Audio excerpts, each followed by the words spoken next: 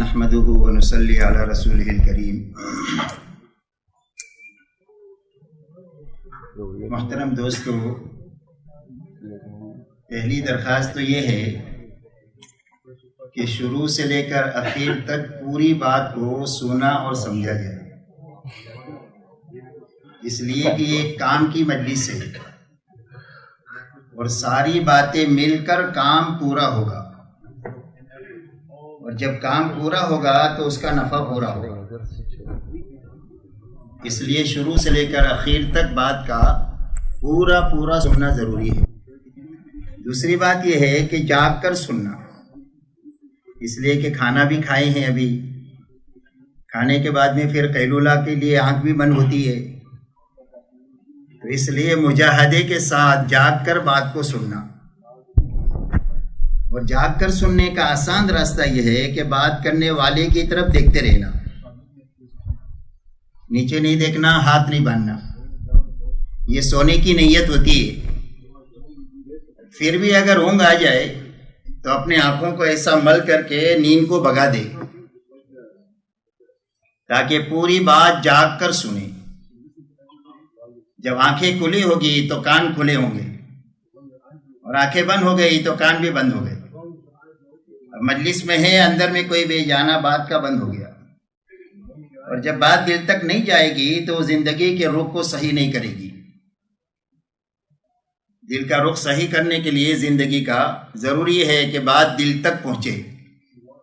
جیسے دوا اندر چلی جاتی ہے تو تندرستی آ جاتی ہے، ایسی ہی بات دل تک پہنچ جاتی ہے تو زندگی کے رخ کو صحیح کر دیتی ہے۔ اس لیے جاگ کر بات کو سننا، ٹھیک ہے انشاءاللہ۔ یہ دو باتیں ہماری آپ کا معاہدہ ہے، ایک بات پوری سننا ہے اور ایک جاگ کر سننا ہے۔ اور چونکہ تھوڑا آپ لوگوں نے مجھے اوپر بٹھایا ہے تو مجھے سب نظر آتا ہے کہ کون جاگ رہا ہے کون سو رہا ہے۔ ٹھیک ہے انشاءاللہ، جاگ کر سنیں۔ اللہ تعالیٰ آسان فرمائے۔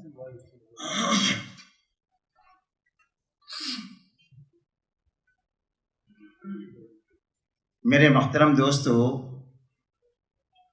سمجھنے اور سمجھانے کی بات یہ ہے کہ روئے زمین پر بسنے والے ہر ایک مرد اور عورت کی دنیا اور آخرت کے بنانے کے لیے اللہ نے ہر زمانے میں اپنے پاس سے دین اتارا ہے، اور اپنی یہ سنت روئے زمین پر جاری فرمائی ہے کہ اللہ جس کسی کو بھی کامیاب کریں گے اس کو دینداری کے راستے سے کریں گے، اور اللہ جس کسی کو بھی ناکام کریں گے اس کو بے دینی کے راستے سے کریں گے۔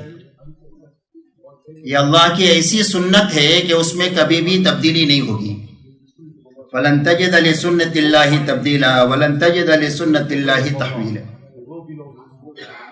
دوسری بات سمجھنے کی یہ ہے کہ ہر زمانے میں ہر ایک انسان کو اس کی ضرورت کا دین مل جائے، چاہے اس زمانے میں ملک والوں کی چلتی ہو یا مال والوں کی چلتی ہو یا صنعت اور حرفت والوں کی یا اکثریت والوں کی یا جسمانی قوت والوں کی، جون سی بھی طاقت کا نقشہ ہو، ہر زمانے میں ہر انسان تک اس کی ضرورت کا دین پہنچ جائے۔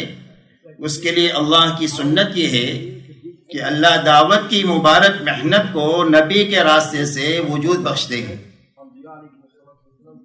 لیکن چونکہ دعوت کا کام بھاری ہے، بے طلبوں میں کیا جاتا ہے، تو اللہ تعالیٰ یہ بھاری کام آسان ہو جائے اس کے لیے ہر نبی کو دعا کی طاقت بھی دیتے ہیں، دعوت کی محنت عطا فرماتے ہیں، اور اس دعوت کی محنت کی قبولیت کے لیے اور آسانی کے لیے اللہ تعالیٰ ہر نبی کو دعا کی طاقت عطا فرماتے ہیں۔ اب ہر سارے زمانے میں نبیوں کی دعوت کا کیا نہج رہا، اس نہج کو سمجھنا ہے، نبیوں کے نہج کو اور ایک نبیوں کے مزاج کو۔ اس لیے کہ نبیوں والی محنت نبیوں والے نہج پر نبیوں والے مزاج کے ساتھ کی جائے گی تو وہ اپنی طاقت ظاہر کرے گی۔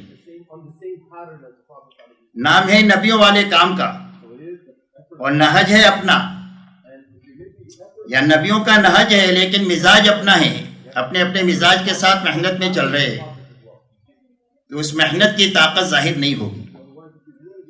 اس لیے نبیوں کی محنت کی پہلی بنیاد یہ ہے کہ ہر نبی اپنے آپ لوگوں کے پاس جاتا ہے،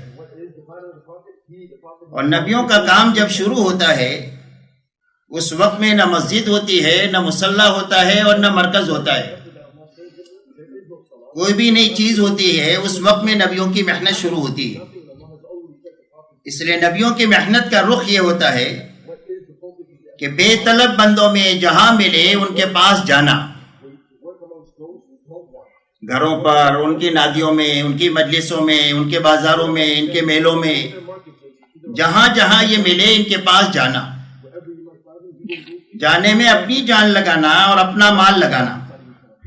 نبی اپنا لگا کر کام کرتے ہیں، کسی سے لیتے نہیں ہیں، اور اپنا لگا کر ہر ایک کے پاس جا کر سب سے پہلے ان کو اللہ کا تعارف کراتے ہیں.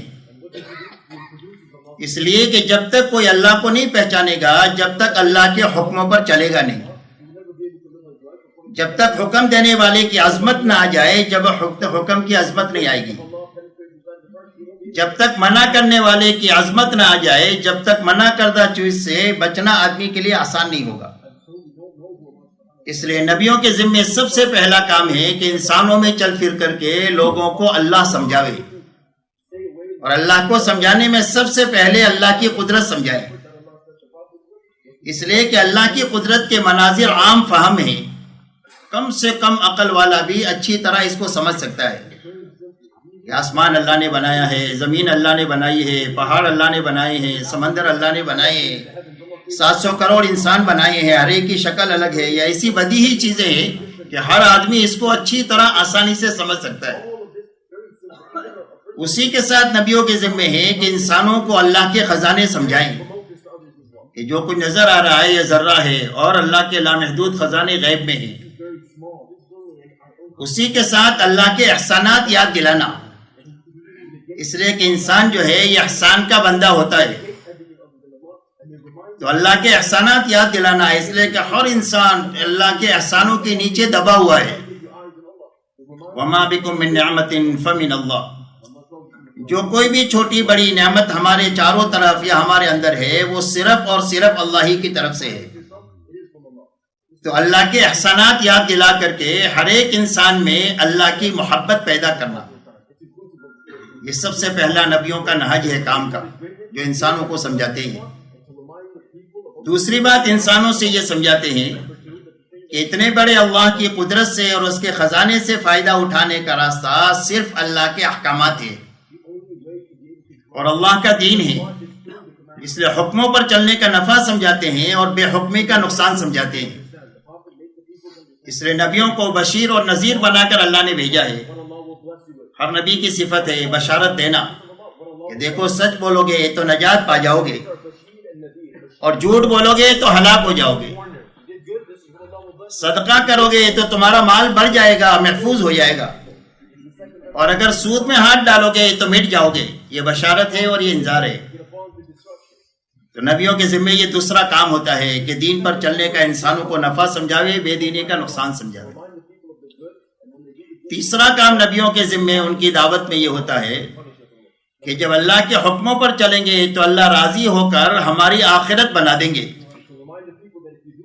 اس لیے تیسری چیز جو سمجھانا ہے وہ آخرت سمجھانا ہے کہ آخرت کی زندگی کتنی بڑی ہے، وہاں کی نعمتیں کتنی لامحدود ہے اور وہاں کی سزائیں کتنی لامحدود ہے. تو انسانوں کو آخرت سمجھانا اور سمجھا کر کے یہ بات سمجھانا کہ جس کی آخرت بن جائے گی اللہ اس کی دنیا بھی بنا دیں گے. اس لیے کہ دنیا جو ہے یہ آخرت کا سایہ ہے. جس کی آخرت بننا شروع ہوگی اس کی دنیا بننا بھی شروع ہو جائے گی.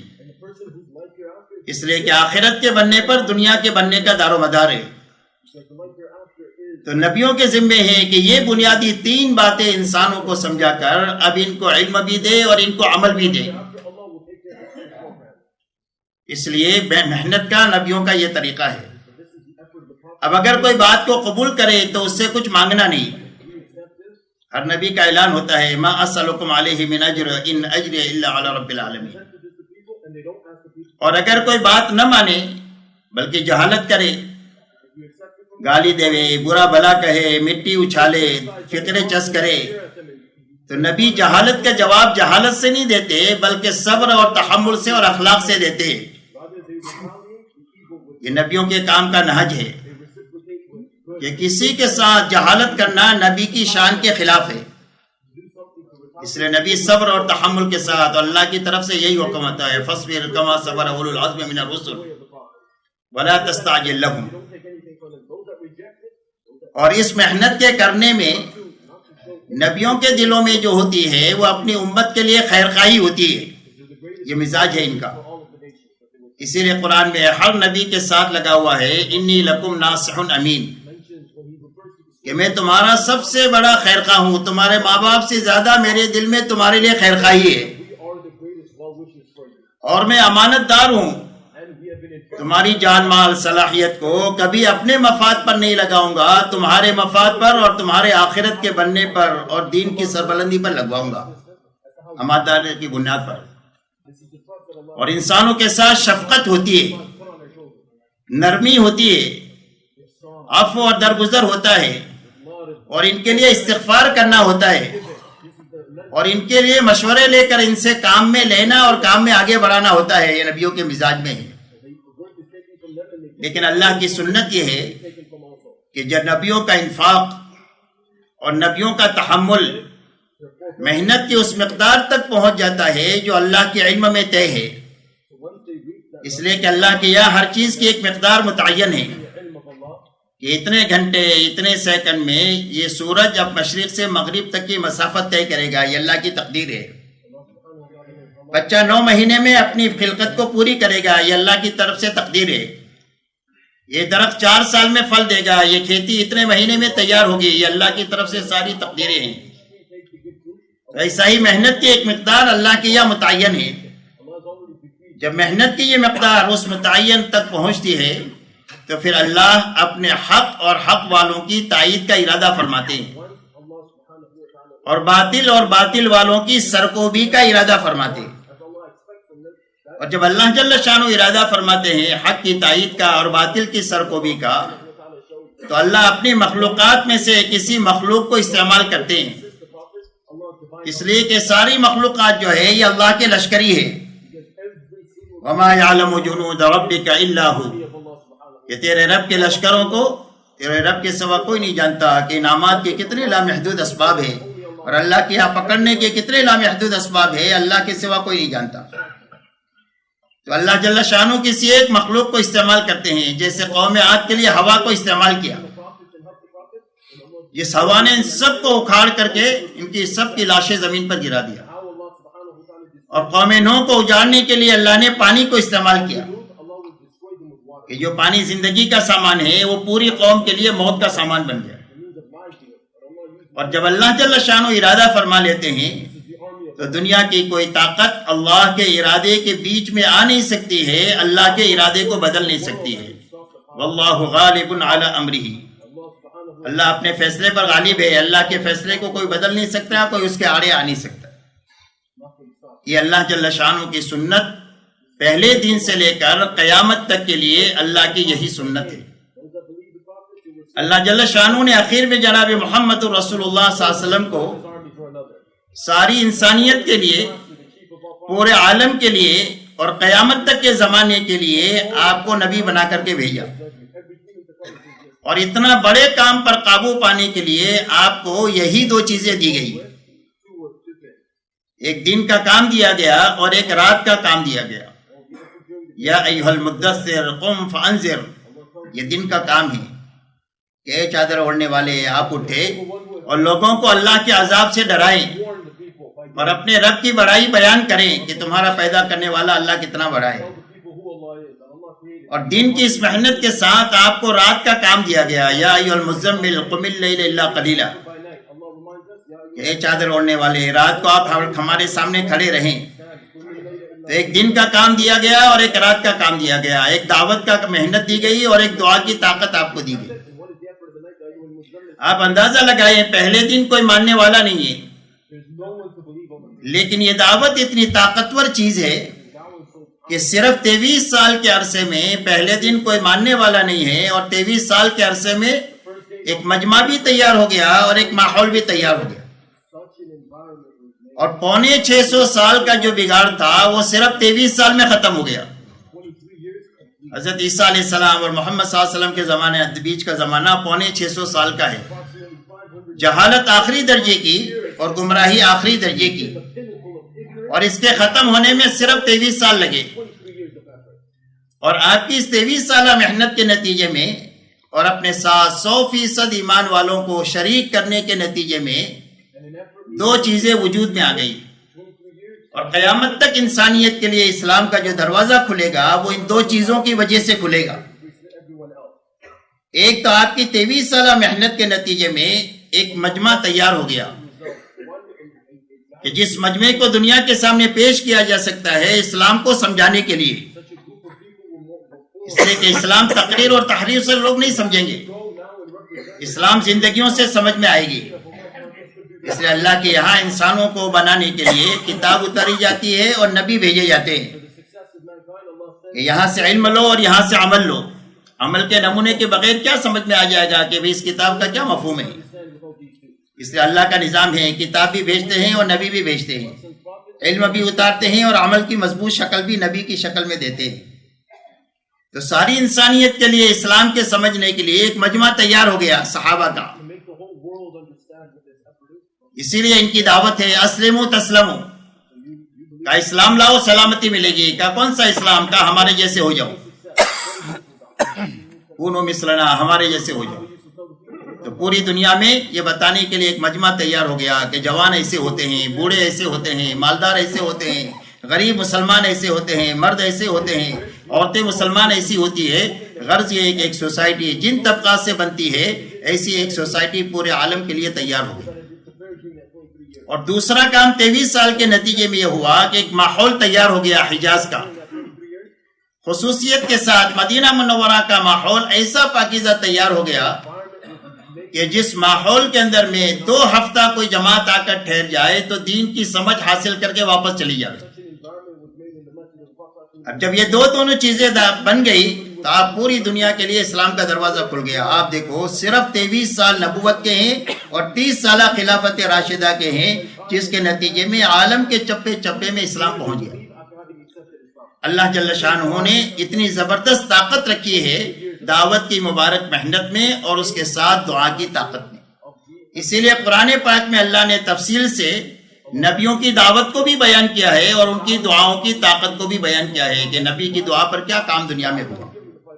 اللہ جل شانہ نے پوری امت پر رحم فرما کر اور پوری انسانیت پر رحم فرما کر اللہ نے دعوت کا وہ عظیم کام کہ جس کے ذریعے سے صدیوں کا بگاڑ ختم ہوتا ہے اور دنیا میں خیر غالب ہوتی ہے، اللہ نے وہ کام ہمارے زمانے میں چلا کر کے امت پر اور انسانیت پر بہت بڑا احسان فرمایا.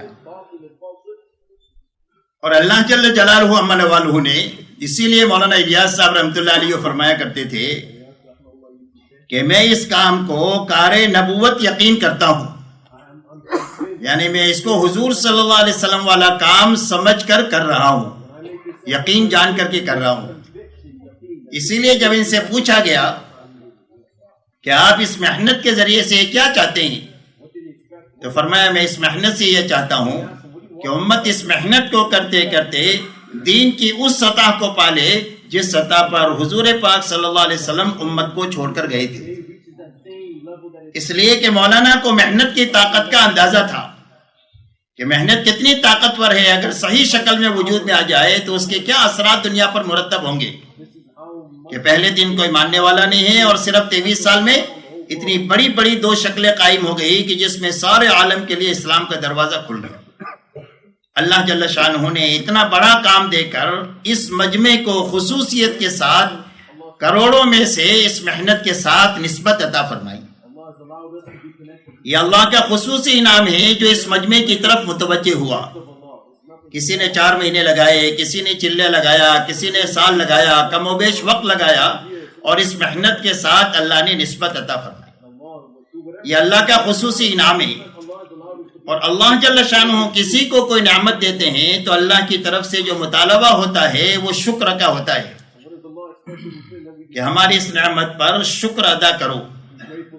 اگر آدمی نے محنت پر شکر کیا اور اللہ کے یہاں پر یہ قدردانوں میں اس کا شمار ہو گیا تو وہ نعمت باقی بھی رہتی ہے اور بڑھتی رہتی ہے، یہاں تک کہ موت تک کام میں چلاتی رہتی ہے۔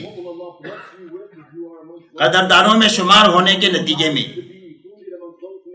اللہ کی طرف سے یہ انعام ملتا ہے کہ موت تک آدمی سے کام لیا جاتا ہے جب آدمی کے یہاں کا شمار قدردانوں میں ہو جاتا ہے۔ اس لیے اللہ کی طرف سے جو مطالبہ ہے وہ شکر کا مطالبہ ہے کہ اس نعمت پر شکر کرنا۔ اب شکر کا کیا راستہ ہے؟ فرمایا اس محنت کے شکر میں سب سے بڑا عنصر جو ہے وہ استقامت کا ہے۔ شکر کا عنصر کیا ہے؟ استقامت، کہ ہر آدمی اس محنت کے جو اعمال ہے، انفرادی اعمال ہے اور اجتماعی اعمال ہے، اس محنت کے جو تقاضے ہیں روزانہ کے اعتبار سے، ہفتے کے اعتبار سے، مہینے کے اعتبار سے، سال کے اعتبار سے، ایسے انفرادی اجتماعی جتنے اعمال ہیں ان سارے اعمال کو اپنے وقت پر کرنا یہ استقامت ہے، اور استقامت کا نام ہی شکر ہے۔ استقامت کا نام ہی شکر ہے۔ وما محمد الا رسول قد خلت من قبله الرسل افإن مات او قتل انقلبتم على اعقابكم ومن ينقلب على عقبيه فلن يضر الله شيئا وسيجزي الله الشاكرين۔ تو شکر کرنے والے کون ہیں؟ فرمایا جو جمنے والے ہیں، استقامت والے ہیں، ان کو اللہ بدلہ دیں گے اور اچھا بدلہ دیں گے اپنے پاس سے۔ اس لیے اس محنت کا شکر یہ ہے کہ اس محنت کے سارے انفرادی اور اجتماعی اعمال کو اس کے وقت پر کرنا یہ استقامت ہے۔ اس لیے کہ عمل میں اور محنت میں قربانی اور مجاہدہ اسی وقت میں پیدا ہوگا جب اس کو وقت پر کیا جائے۔ اگر آدمی اپنے اعمال کو سہولت کے حوالے کر دے کہ سہولت ہوئی تو کیا اور سہولت نہیں ہوئی تو چھوڑ دیا، جی چاہا تو کیا اور جی نہیں چاہا تو چھوڑ دیا، تو پھر یہ کام نہیں رہے گا، کام کھیل بن جائے گا۔ کام میں مجاہدے کی شان اور قربانی کی شان کب تک باقی رہے گی؟ فرمایا قربانی کی شان باقی رہے گی جب آدمی ہر عمل کو اس کے وقت پر کرے گا۔ مولانا سعید خان صاحب رحمۃ اللہ علیہ ایک مرتبہ فرما رہے تھے کہ ایک آدمی نے فجر کی نماز سے پہلے مثال کے طور پر اپنی صبح کی تسبیح پڑھنے کا وقت طے کر رکھا ہے کہ روزانہ فجر سے پہلے اپنی تسبیح کا معمول 3 تسبیح کا پورا کر لوں۔ کسی وجہ سے یہ معمول پورا کرنے کا وقت نکل گیا، اب ظہر سے پہلے کرنا ہے اس کو پورا، تو ظہر سے پہلے پورا کرنے کے لیے پہلے استغفار کرے اس تاخیر پر، پھر اپنی تسبیح پوری کرے۔ یہ وقت چھوٹ گیا، اس لیے کہ وقت پر جب کرے گا آدمی تو کبھی نفس سے یہ تقاضا ٹکرائے گا کہ نفس نہیں چاہ رہا ہے، اب چاہت کو چھوڑ کر کے اس نے عمل کو پورا کیا، اور کبھی یہ تقاضا جو ہے وہ دنیا کے تقاضوں سے ٹکرائے گا، تو دنیا کے تقاضوں کو آگے پیچھے کیا اور دین کی محنت کے تقاضے کو اپنے وقت پر پورا کیا۔ اسی کا نام قربانی ہے۔ قربانی جو ہے وہ ملنگ بننے کا نام نہیں ہے۔ قربانی کہتے ہیں اللہ کے حکم کو پورا کرنے کے لیے اور دعوت کے تقاضے کو پورا کرنے کے لیے جی چاہی کو چھوڑنا۔ جی نہیں چاہ رہا ہے اور حکم آ گیا، جی نہیں چاہ رہا ہے اور دعوت کا تقاضا آ گیا، تو جی چاہی کو چھوڑیں گے، حکم پورا کریں گے، دعوت کے تقاضے کو پورا کریں گے۔ دین کا تقاضا آ گیا اور دعوت کا تقاضا آ گیا، اور اس سے دنیا کا کوئی تقاضا ٹکرایا ہے وقت پر، تو دنیا کے تقاضے کو پیچھے کر لیں گے، دین کے اور دعوت کے تقاضے کو اپنے وقت پر پورا کر لیں گے، اس کا نام قربانی ہے۔ اور جب اس محنت کے اعمال میں قربانی کی شان پیدا ہوگی تو اس پر اللہ کی طرف سے 4 انعامات ملیں گے، اور یہ انعامات آدمی کو پورے جذبے کے ساتھ محنت میں چلاتے رہیں گے۔ فرمایا سب سے پہلا انعام جو ملے گا وہ ہدایت میں ترقی کا ملے گا۔ فرمایا جو مجاہدہ کرتے ہیں ہم ان کو ضرور بھی ضرور ہدایت دیں گے۔ ہر عمل میں قربانی کی شان پیدا ہوگی تو اس پر ہدایت میں ترقی ہوگی، اور جب اس محنت سے ترقی ہوگی تو طبیعت کو کام پر چلانا نہیں پڑے گی، طبیعت کام پر چلے گی۔ ابھی تو ہینڈر مار کر طبیعت کو چلانا پڑ رہا ہے، تو طبیعت کو چلانا نہیں پڑے گا بلکہ طبیعت چلے گی بلکہ دوڑے گی۔ جب نفع دکھتا ہے تو آدمی کی طبیعت کام پر دوڑتی ہے نفع میں، تو ایسا ہی ہدایت میں روز ترقی ہوگی تو اب یہ روز کام کے تقاضوں پر اس کے لیے چلنا آسان ہو جائے گا، بلکہ اس کے لیے لذیذ ہو جائے گا۔ تو پہلا انعام ہے ہدایت میں ترقی کا، اور جب قربانی کی شان ہماری دین میں اور دین کی محنت میں پیدا ہوگی تو دوسرا انعام جو دیں گے وہ اللہ حلال روزی کے دروازے کھولیں گے، اور اتنا دیں گے کہ کھاوے اور کھلاوے اور ختم ہو کر کے نہ دے۔ یہ اللہ کی طرف سے دروازے کھلیں گے رزق کے۔ تیسرا انعام اللہ کی طرف سے جو ملے گا وہ عافیت کا ملے گا، اس لیے کہ دعوت کی ابتدا ناگواریوں سے ہوتی ہے، تو ناگواری کے حالات کو اللہ عافیت سے بدل دیں گے کہ گھرانے میں عافیت آ گئی تو جینا بھی آسان ہو گیا، مرنا بھی آسان ہو گیا۔ اسی لیے اللہ تعالیٰ فرماتے ہیں وَاذْكُرُوا إِذْ أَنْتُمْ قَلِيلٌ مُسْتَضْعَفُونَ فِي الْأَرْضِ، اللہ تعالیٰ فرماتے ہیں صحابہ سے یاد کرو اس زمانے کو جب تم بہت تھوڑے تھے اور ہر وقت میں تم ڈر رہے تھے کہ کہیں مکہ والے ہم کو ختم نہ کر دے۔ اللہ نے تمہاری مدد کیا اور اللہ نے تمہیں ٹھکانہ دیا اور اللہ نے تمہیں پاک روزی دیا تاکہ تم اللہ کا شکر ادا کرو۔ صحابہ 1000 سال تک دنیا کے پیچھے دنیا کے راستے سے محنت کرتے تو اتنی روزی اور عافیت نہیں مل سکتی تھی جو اللہ نے صرف 25 سال کے عرصے میں دیے۔ محنت کا اور کھپنے کا زمانہ کتنا ہے؟ صرف 25 سال کا۔ 23 سال نبوت کا زمانہ ہے اور 2 سال سے کچھ زیادہ زمانہ صدیق اکبر رضی اللہ تعالیٰ عنہ کے زمانہ کا ہے، جس میں لگنا ہے، مٹنا ہے، کھپنا ہے۔ اس کے بعد تو اللہ نے اتنا دیا کہ کھاتے کھلاتے تھک گئے اور صدیوں تک اور نسلوں میں وہ چیز ختم نہیں ہوئی۔ تو یہ شارٹ کٹ راستہ ہمارے اور امت کے سنبھلنے کا وہ راستہ مجاہدے اور قربانی والا ہے۔ اور فرمایا چوتھا انعام اللہ جو دیں گے وہ دعاؤں میں قبولیت عطا فرمائیں گے کہ اللہ تعالیٰ اس محنت کو میں مجاہدے کے ساتھ، قربانی کے ساتھ، استقامت کے ساتھ چلنے والے کو دعا کے مقام تک پہنچا دیں گے۔ جب کبھی بھی اس کا کوئی چھوٹا بڑا مسئلہ آئے گا اور اللہ کو پکارے گا تو فوراً اللہ اس کی ندا سن کر اس کی مدد کرے گا۔ اس کے لیے راستہ کیا ہے کہ اپنی جو انفرادی اجتماعی اعمال ہے، اور دونوں اپنی جگہ پر اہم ہے، انفرادی بھی اہم ہے، اجتماعی بھی اہم ہے۔ اللہ والے فرماتے ہیں کہ انفرادی اعمال سے استقامت آئے گی کہ ہر وقت میں اللہ اللہ کرنے سے اللہ یاد رہیں گے، اور اجتماعی اعمال کے ذریعے سے فرمایا آدمی کی تربیت ہوگی، اور جس کی تربیت ہوگی اور استقامت ہوگی اللہ اس کے ساتھ قبولیت کے ساتھ کام لیتے رہیں گے۔ اللہ کے یہاں قبولیت کے ساتھ کام لینے کی شرط کیا ہے؟ کیا تربیت ہے اور استقامت ہے کہ اس محنت سے آدمی بنے اور بنا ہوا چلے تو اللہ تعالیٰ قبولیت کے ساتھ اس سے کام لیتے رہے۔ اس لیے میرے دوستو سب سے پہلے اپنے آپ کو سنبھالنا ہے اس محنت میں، کہ اس محنت کے ذریعے سے ہم روز ترقی کرنا چاہیے، اس لیے کہ گھر کے آدمی کو معلوم ہوتا ہے گھر میں کیا ہے۔ صاحب البیت ادری بما فیہ، گھر کا مالک جانتا ہے گھر میں کیا ہے۔ تو ہم میں کا ہر آدمی روزانہ اپنے بارے میں سمجھ سکتا ہے کہ میں آگے بڑھ رہا ہوں کہ پیچھے ہٹ رہا ہوں، کہیں آگے ٹک گیا ہوں۔ تو اس لیے سب سے پہلے اپنے آپ کو سنبھالنا ہے تاکہ یہ ہماری محنت روزانہ ہمیں آگے بڑھائے۔ اور آگے بڑھتے بڑھتے کہاں تک جانا ہے؟ ہماری کیا منزل ہے؟ فرمایا ہماری منزل اس محنت میں صحابہ ہے، نہ چلہ ہے، نہ 4 مہینہ ہے اور نہ 6 مہینہ ہے۔ ہماری اس محنت میں ہماری منزل صحابہ ہے کہ ہم اس محنت کے ذریعے سے وہاں تک جانا چاہتے ہیں جہاں پر صحابہ تھے رضی اللہ عنہ۔ ایسا نہیں ہے کہ کوئی صحابی بن جائے گا، لیکن یا تو وہاں تک اللہ پہنچا دیں گے، اس لیے کہ صحابہ کو اللہ ہی نے صحابہ بنایا ہے۔ وہ اللہ قادر ہے کہ 20ویں صدی کے آدمی میں بھی وہ بنیادیں زندہ کر دے جو بنیادیں صحابہ میں زندہ کی تھی۔ اور اگر نہیں پہنچے اور راستے میں انتقال ہو گیا، منزل متعین ہے اور مسلسل چلنا ہو رہا ہے، تو پھر اللہ تعالیٰ ان کے ساتھ حشر فرما دیں گے۔ جو پہنچ جائے گا وہ بھی چمک جائے گا، اور جن کا حشر ان کے ساتھ ہوگا وہ بھی چمک جائے گا۔ اب صحابہ میں کیا بات تھی؟ فرمایا صحابہ میں 2 باتیں تھی۔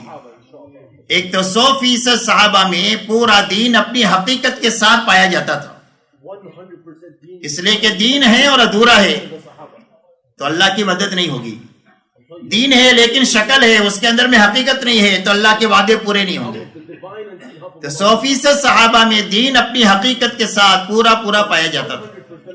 دوسری بات، 100% صحابہ نے اپنی جان مال کو اللہ کے دین کے مقابلے میں بے قیمت بنایا تھا کہ ہمارے جان مال کی اللہ کے دین کے مقابلے میں کوئی بھی قیمت نہیں۔ ایک کا تقاضا ہے تو ایک لگائیں گے، اور 1000 کا تقاضا ہے تو 1000 لگائیں گے، اور 1 روپیہ لگانے کا تقاضا ہے تو 1 روپیہ لگائیں گے، اور جھاڑو مار کر لگانے کا تقاضا ہے تو جھاڑو مار کر لگائیں گے، اس یقین کے ساتھ میں کہ اللہ کے نام پر اجڑنا طے کریں گے تو اللہ اجاڑیں گے نہیں، اللہ آباد کر دیں گے۔ اس لیے کہ اللہ سے جو معاملہ کرتا ہے وہ کبھی اجڑتا نہیں ہے، وہ تو آباد ہی ہوتا ہے۔ تو یہ 2 باتیں صحابہ میں تھی، اور اس محنت کے ذریعے سے ایسا مجمع بنانا مقصود ہے کہ جن میں یہ 2 بنیادیں زندہ ہو۔ جس زمانے میں بھی ایسا مجمع، ہم اس کی تعداد نہیں جانتے، اللہ جانتے ہیں، کب ہوگا وہ بھی ہم نہیں جانتے، اللہ جانتے ہیں، لیکن جب وہ معتد بھی مجمع ایسا تیار ہو جائے گا تو اللہ اس مجمع کے کندھے پر رکھ کر حق کو دنیا میں چلائیں گے۔ اگر یہ تھوڑے ہیں تو اللہ اپنے لشکر ان کے ساتھ کر کے ان کو زیادہ کر دیں گے، اور اگر یہ کمزور ہے تو اللہ اپنی طاقت ان کے ساتھ کر کے ان کو قوی بنا کر کے اللہ ان سے دنیا میں ہدایت کا کام لے لیں گے، اور دنیا کی کوئی طاقت ان کے آڑے آ نہیں سکتی۔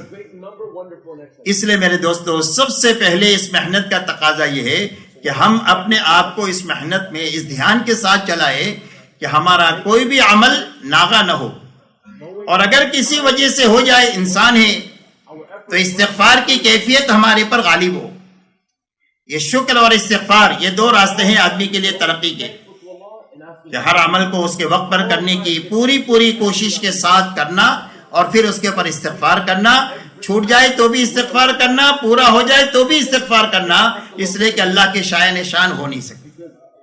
اسی کے ساتھ میرے دوستو، اپنے آپ کو سنبھالنے کے ساتھ دوسرا وقت کا تقاضا جو ہے وہ اپنے عملے کو سنبھالنا۔ دوسرا جو ہے وہ اپنے عملے کو سنبھالنا۔ ہمارا عملہ وہ ہے جنہوں نے سال لگایا ہے، اور جنہوں نے اس محنت میں 4 مہینہ 6 مہینہ چلہ لگایا ہے، وہ ہمارا عملہ ہے کہ اس عملے کو ہم سنبھالے، کہ وہ عملہ محنت پر باقی رہے اور نیا عملہ ہے۔ یہ کام کی ترقی کا راز اس میں ہے کہ جو اس محنت میں آیا ہے وہ اس محنت میں باقی رہے، اور نیا عملہ محنت کے اندر میں آتا رہے، تو تعمیری کام ہوگا۔ اور محنت میں آتے رہے اور جاتے رہے اور نئے لوگ آتے رہے تو لمبے زمانے تک کام کی مضبوط شکل بنے گی ہی نہیں۔ اچھی طرح باتوں کو سمجھنا ہے، یہ وقت کے تقاضے ہیں جو ہم کو سمجھنا ہے، اللہ ہمارے لیے آسان فرما دے۔ اس لیے اپنے عملے کو سنبھالنا، جب عملہ سنبھلے گا تو کام کی شکل قائم ہوگی، مضبوط شکل، اور مضبوط شکل کے قائم ہونے کے معنی یہ ہے کہ محنت کرنے والے ترقی کریں۔ مضبوط شکل کے معنی یہ ہے کہ ہر آنے والی جماعت اپنی مسجد میں کام کو سمجھ کر سیکھ کر جائے۔ کام کی مضبوط شکل کے معنی یہ ہے کہ جو جماعت ہمارے مہینے مسجد سے 3 دن چلے 4 مہینے کی جائے، واپس آنے کے بعد سارے کے سارے کام میں لگے، اور اسی کے ساتھ ان کے کام کو دیکھ کر بیٹھا ہوا مجمع کام پر دوبارہ آ کر کے کام میں لگے، اور اسی کے ساتھ ہمارے محلے کے عوام اور خواص اس محنت پر جمع ہو جائے۔ یہ محنت کی مضبوط شکل ہے جو حضور پاک صلی اللہ علیہ وسلم کے زمانے میں قائم ہوئی، اور اس کی بنیاد یہ ہے کہ آپ کی محنت میں آنا ہے، جانا نہیں ہے۔ آپ کی محنت میں آنا ہے، جانا نہیں۔ اس لیے ہماری اس محنت میں اپنے عملے کو ایسا سنبھالنا کہ جو عملہ ہماری مسجد میں ہے وہ عملہ محنت پر باقی رہے۔ محنت پر باقی رہنے کے معنی کیا ہے؟ یا تو ہر سال 4 مہینہ لگائے، یا آخری درجے میں چلہ لگائے، مہینے میں 10 دن لگائے یا 3 دن لگائے، روزانہ 8 گھنٹہ لگائے یا 2.5 گھنٹہ لگائے۔ غرض یہ کہ اوپر کی سطح میں یا نیچے کی سطح میں محنت کی کسی نہ کسی ترتیب پر ہمارا یہ عملہ باقی رہے اور نیا آئے، تو کام کی مضبوط شکل بنے گی۔ اور اگر مجمع آتا رہا اور جاتا رہا جیسے ہمارا حال ہے تو لمبے زمانے تک کام کی مضبوط شکل بنے گی۔ ایک ٹانکی ہے، اوپر سے پانی آ رہا ہے اور نیچے سوراخ ہے کہ بھئی ٹانکی میں پانی جمع ہو جائے گا۔ ایک آدمی کما کر جیب میں ڈالا اور جیب پھٹا ہوا ہے، تو صبح شام تک کمائے، گھر پر آئے شام کو تو کچھ بھی نہیں ہے، کہاں گئے تھے کہیں نہیں، کیا لائے کچھ بھی نہیں۔ تو اس لیے دوسرا تقاضا یہ ہے کہ اپنے عملے کو سنبھالنا، اور اپنے عملے کو سنبھالنا کے معنی یہ ہے کہ اپنے عملے کو کام میں لگائے رکھنا، اس لیے کہ سنبھالنے کا دوسرا کوئی راستہ نہیں ہے سوائے کام کے۔ اور یہ عملہ ہماری مسجدوں کے اطراف میں ہے، شہر چھوڑ کر چلا نہیں گیا، اور تھوڑا سا ہی ہے ہر مسجد کے اطراف میں۔ کسی مسجد کے اطراف میں 25 ہے، کسی مسجد کے اطراف میں 50 ہے، کسی مسجد کے اطراف میں 100 ہے، بس یہ زیادہ سے زیادہ 100 ہوں گے، اس سے زیادہ نہیں ہے۔ اگر ہر مسجد والا جو یہاں پر موجود ہے اپنی فکر لے کہ مجھے اپنے آپ کو سنبھالنے کے ساتھ اپنے عملے کو سنبھالنا ہے، اور ان کو سال پورا ہوتے ہوتے ان کو کام میں کسی نہ کسی درجے میں لگانا ہے کہ روزانہ کی محنت میں یہ شریک ہو جائے، کم سے کم 3 دن لگانے والا بن جائے، اس کا سال کا چلہ لگ جائے، یا جس سطح پر ہے اس سطح سے یہ آگے بڑھ جائے۔ اگر یہ فکر یہ مجمع لے کر جائے گا تو انشاءاللہ جب آئندہ سال آپ اور ہم ملیں گے تو آپ دیکھو گے کہ آپ کا جو کام ہے جہاں ہے اس سے کئی گنا آگے بڑھا ہوا ہو۔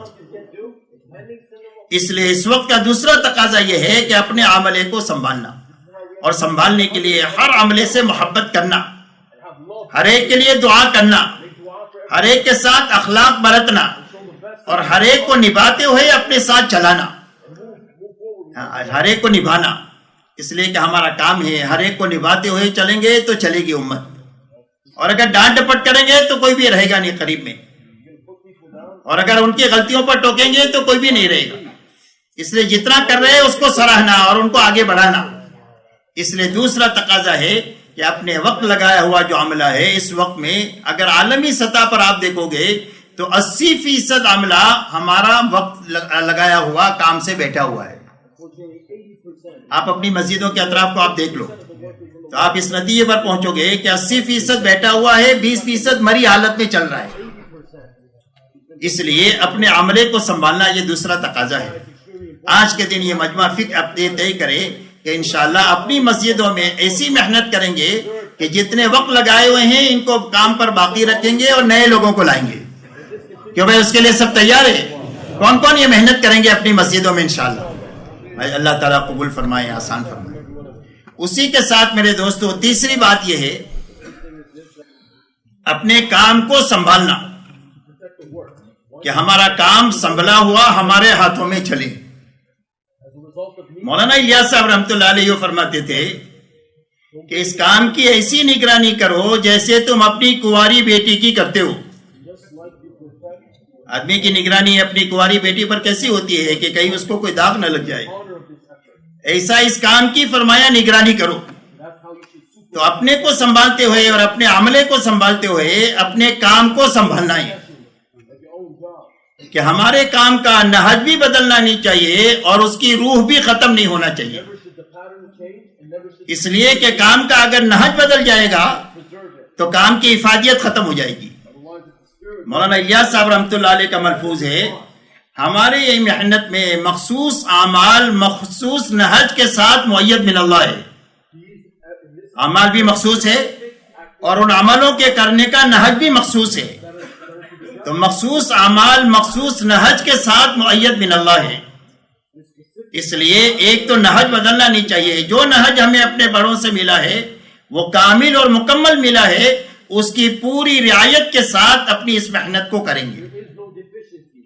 دوسری بات یہ ہے کہ اس محنت کی روح بھی ختم نہیں ہونی چاہیے، اور محنت کی روح اگر ختم ہو جائے تو محنت ختم ہو جائے گی، کتنا ہی نقل و حرکت دنیا میں ہوتی رہے، روح کا ختم ہونا یہ محنت کا ختم ہونا ہے۔ اس لیے اندر کی روح ختم نہیں ہونا چاہیے، اور ہماری محنت میں رسمیت نہیں آنی چاہیے اور منمانی نہیں آنی چاہیے، اس لیے کہ محنت میں اگر رسمیت آ گئی اور منمانی آ گئی تو کام کی روح ختم ہو جائے گی، اور جب کام کی روح ختم ہوگی تو اس کا سب سے پہلا نقصان یہ ہوگا کہ جو محنت کرنے والوں کو بنایا کرتی تھی وہ بناؤ رک جائے گا۔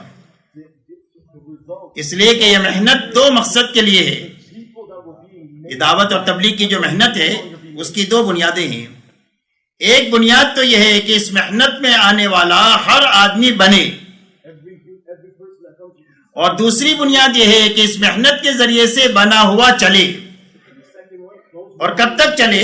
فرمایا موت تک چلے، تاکہ اس کی آخرت بھی اچھے سے اچھی بن جائے اور ہزاروں انسانوں کی آخرت کے بننے کا یہ ذریعہ بن جائے۔ اس لیے یہ دو بنیادیں ہیں، بننا اور بنا ہوا چلنا۔ دوسرے الفاظ میں یہ سمجھے تربیت اور استقامت، کہ اس محنت کے ذریعے سے تربیت ہو۔ تو تربیت کے کیا معنی ہیں؟ تربیت کے معنی یہ ہے کہ دو چیزیں آدمی میں پیدا ہو، ایک تو آدمی کے دل کا رخ صحیح ہو جائے اس محنت کے ذریعے سے اللہ کی طرف، حکموں کی طرف اور آخرت کی طرف، اور دوسرا ہر محنت کرنے والے کا فکر بدلے، اس لیے کہ محنت تبلیغ کی ہے اور فکر دنیا کا ہے، تو اس محنت میں کبھی جان نہیں پڑے گی. اور جب محنت بھی تبلیغ کی ہو اور فکر بھی دعوت کا ہو تو اب محنت جاندار بن جائے گی. اس لیے تربیت میں یہ دو باتیں ہیں کہ آدمی کا فکر بدلے اور آدمی کے دل کا رخ صحیح ہو. جب فکر آدمی کا بدلے گا تو محنت بدلے گی. اللہ کا نظام ایسا ہے کہ اللہ نے ہر ایک کو 2 طاقتیں دیا ہے، ایک سوچنے کی اور ایک محنت کی. جیسا فکر ہوگا ایسی محنت ہوگی. فکر دنیا کا ہے تو تمام تر محنت دنیا کے پیچھے لگے گی. ہاں مری بکری اللہ کے نام بھی لگ جائے گی جیسے ابھی لگ رہی ہے ہم لوگوں کی. اور اگر آدمی کا فکر دعوت کا بنا تو تدریجی طور پر آدمی کی محنت کا رخ صحیح ہو کر وہاں پہنچے گا جہاں حضور صلی اللہ علیہ وسلم نے امت کو پہنچایا تھا. تو آپ نے محنت کا کون سا رخ امت میں قائم کیا؟ اور میں آپ نے محنت کا یہ رخ قائم کیا کہ ہر ایمان والے کی جان مال سب سے پہلے دعوت اللہ پر لگے.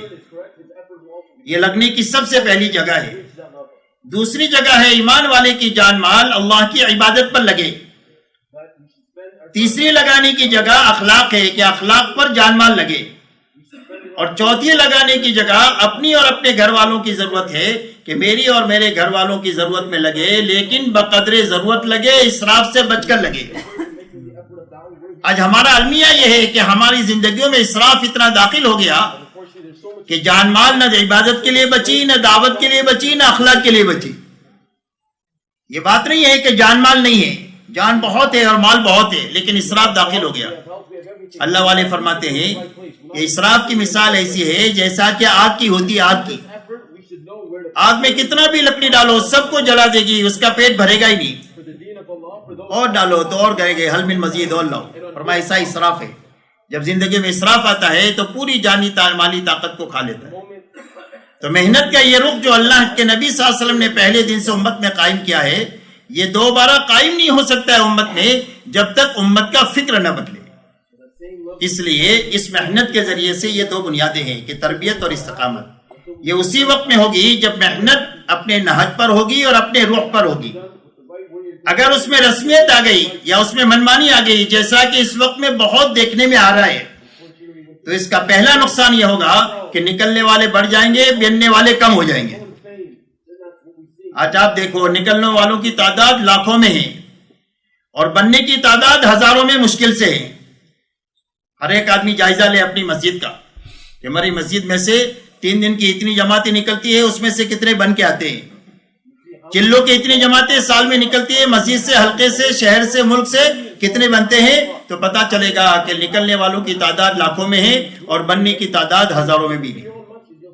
اس لیے میرے محترم دوستو، اپنے کام کو سنبھالنا کہ ہمارے کام کا نہج بھی نہیں بدلنا چاہیے اور ہمارے کام کی روح بھی ختم نہیں ہونا چاہیے. اس لیے کہ ہماری کامیابی کی ضمانت کام میں ہے، نہ کسی کی بیجا موافقت میں ہے، نہ کسی کی بیجا مخالفت میں ہے. کسی کی بیجا موافقت سے یا کسی کی بیجا مخالفت سے کسی کا بیڑا پار نہیں ہوگا. یاد رکھو، بیڑا پار ہونے کا واحد راستہ صرف کام ہے کہ کام صحیح ہو اور پورا ہو. جب محنت اسی وقت میں محنت بنے گی جب یہ صحیح بھی ہو اور پوری ہو. محنت کا رخ ہی صحیح نہیں ہوا تو یہ تو محنت ہی نہیں بنے گی. اور محنت صحیح ہے لیکن پوری نہیں ہوئی تو ابھی اپنی نتیجے تک پہنچے گی نہیں، اللہ کی مدد تک. اس لیے اب اس کام کو سنبھالنے کے لیے ہماری محنت کے 2 رخ ہیں. ایک رخ مقامی محنت ہے اور ایک رخ باہر کی نقل و حرکت ہے. ان دونوں محنتوں کو اس کی بنیادوں کے ساتھ کرنا، ایک تو پورا کرنا اور ایک صحیح کرنا. پورا کرنے کے معنی ہے کہ 2.5 گھنٹہ لگانا تو 2.5 گھنٹے پورے لگانا. کیا کرنا؟ 2.5 گھنٹے پورے لگانا. 2.5 گھنٹے کتنے منٹ کے ہوتے ہیں بھائی؟ کیا بھائی کتنے منٹ کے؟ 150 منٹ کے. آج کی اس مجلس میں جو ہوا وہ تو اللہ کے سامنے معافی مانگے. آج کے دن کون ہے جو کہے کہ روزانہ میں 150 منٹ پورے گن کر اس محنت میں روزانہ لگاؤں گا؟ کون کون لگائے گا بتاؤں کہ 2.5 گھنٹہ پورا لگانا. اس لیے کہ جب 2.5 گھنٹہ پورا لگائیں گے تو اللہ کام دماغ پر کھولیں گے. ابھی تو ہمارا حال یہ ہے مسجد میں مشورے میں کہ بھئی کون کس کی ملاقات کریں گے، کچھ سمجھ میں نہیں آ رہا ہے کس کو ملنا ہے. کہ اچھا تیرے گھر کے راستے میں فلانا آدمی ہے، اس کو مل کے چلے جا. اب وہ گیا، گھر پر ہے ہی نہیں، کٹکھٹایا تو سیدھا اپنا گھر چلا گیا. ابھی ہماری تبلیغ ایسی رہ گئی ہے پوری دنیا میں، اور یقین مانو ایسی تبلیغ سے کبھی بھی مقصود حاصل ہونے والا نہیں ہے. اس لیے پہلی بنیاد یہ ہے کہ 2.5 گھنٹہ پورا لگانا. جب 2.5 گھنٹہ پورا لگائیں گے تو اب کام دماغ پر اللہ کھولیں گے. ایک آدمی کو آپ ملنے کے لیے گھر پر گئے، گھر پر نہیں ملا، اب آپ کو تو 2.5 گھنٹے پورے آپ کے ہاتھ میں ہیں، تو اب آپ یہ پوچھو گے کہ یہ کہاں ملیں گے، تو پتہ چلا آپ کو کہ ان کی شاپ پر ملیں گے. تو پیدل چل کر جا سکتے ہیں تو پیدل چل کر کے تھکے، جان لگائی، اور لمبا ہے تو گاڑی سے گئے تو پیٹرول کا پیسہ لگایا، جان مال لگا کر کے وہاں پہنچے تو کہا کہ ابھی دکان سے نکلا ہے فلانی جگہ کیرم کے اڈے پر ملے گا. تو آپ کے پاس تو 2.5 گھنٹے پورے ہیں، آپ کو تو دعوت پر لگانے ہیں، تھکانے میں لگانا ہے. تو آپ تیسری جگہ اس کے پاس جائیں گے اور اس سے ملیں گے. اب تیسری جگہ جب آپ کو ملے گا اور آپ اس سے بات کرو گے تو اللہ آپ کی بات میں وزن پیدا کر دیں گے. اس لیے کہ آپ نے تو تھک کر کے بات کیا ہے، اپنی جان مال لگا کر کے بات کر رہے، آپ کی بات میں اللہ وزن پیدا کر دیں گے اور سامنے والے میں قبولیت کی استعداد پیدا کر دیں گے. یاد رکھو یہ بات، وہ کبھی آپ کی بات کو سرسری نہیں لے گا.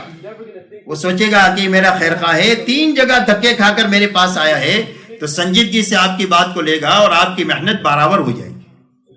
اس لیے اپنی محنت پر میں جان ڈالنے کا راستہ یہ ہے کہ ایک تو عمل پورا کیا جائے، 2.5 گھنٹے پورے کرنا، تعلیم کو بھی اچھی طریقے سے کرنا، استعداد کے اعتبار سے آگے بڑھانا، گشتوں کو اچھی طریقے سے کرنا کہ 100% نماز کی فضا بنے. دوسرے گشت کے ذریعے سے ہر جگہ مسجد وار جماعت بنانا 2 مہینہ 3 مہینے کے ذریعے سے، اور اسی کے ساتھ 3 دن بھی پورا لگانا. کیا لگانا؟ پورا 3 دن کے کتنے گھنٹے ہوتے ہیں آپ کے یہاں؟ کہ بھائی 72 گھنٹے ہوتے ہیں کہ 48 گھنٹے ہوتے ہیں کہ 36 گھنٹے ہوتے ہیں؟ اس لیے 72 گھنٹے پورے لگانا.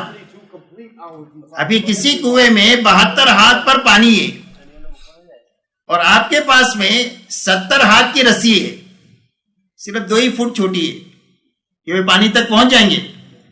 تو پانی تک پہنچنے کے لیے ضروری ہے کہ 72 ہاتھ کی رسی ہو.